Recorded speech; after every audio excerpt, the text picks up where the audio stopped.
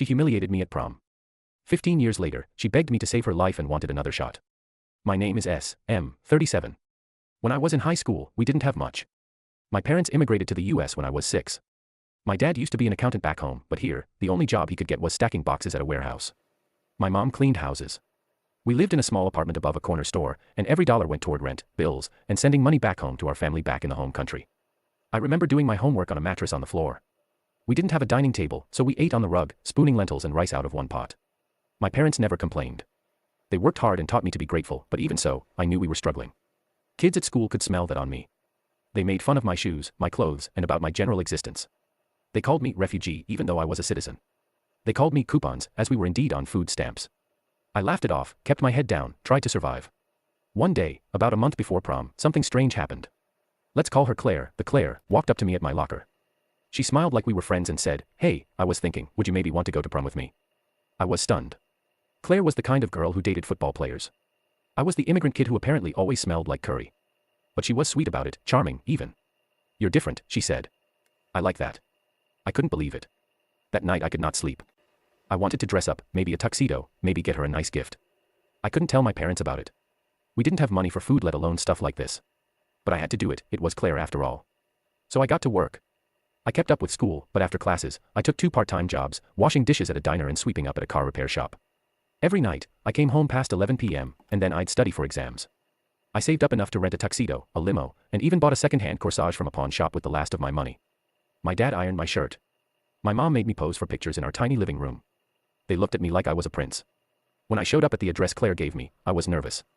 I had the corsage in hand, hair gelled back, heart racing. That's when the door opened and everything shattered. It wasn't just Claire. It was everyone. The entire senior class was there. Someone had rented a space to throw a pre-prom party. And I was the entertainment.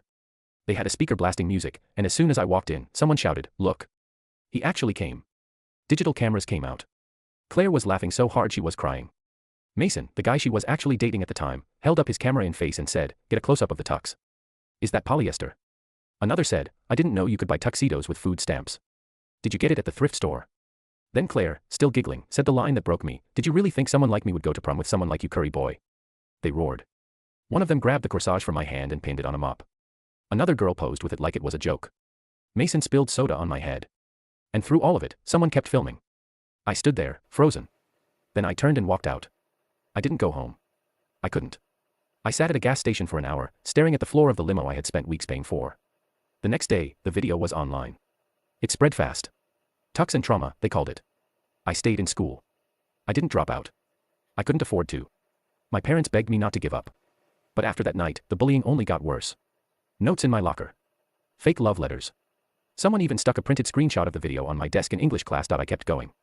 Got into college on scholarship. Got into med school on another.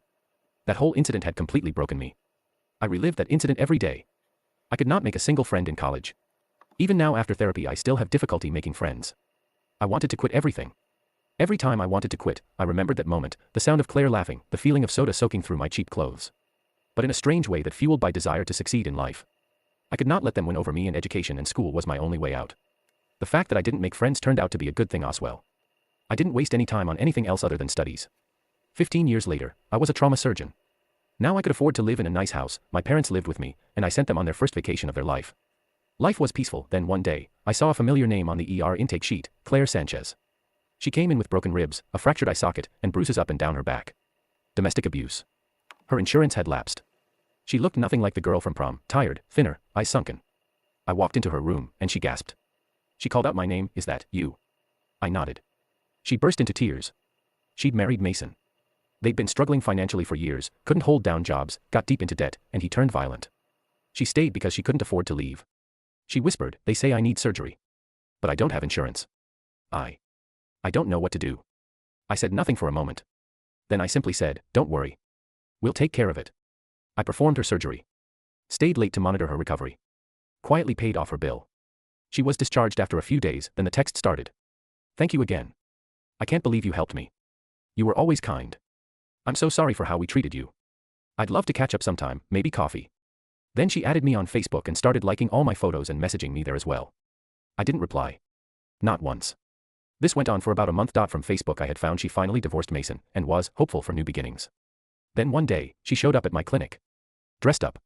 Smiling wide, I thought maybe we could go out. Talk. Start over.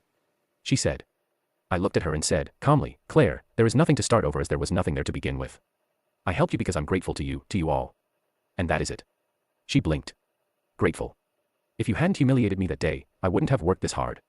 I wouldn't be who I am today. She swallowed. So, you don't feel anything for me? I shook my head. No. I don't. And I think deep down, you know why. Her face crumpled. I stood up, opened the door to my office, and added, take care of yourself. She walked out slowly. And I went back to work. Some people think kindness means weakness. But sometimes, kindness is closure. And I closed that chapter with grace, because now, I get to write better ones.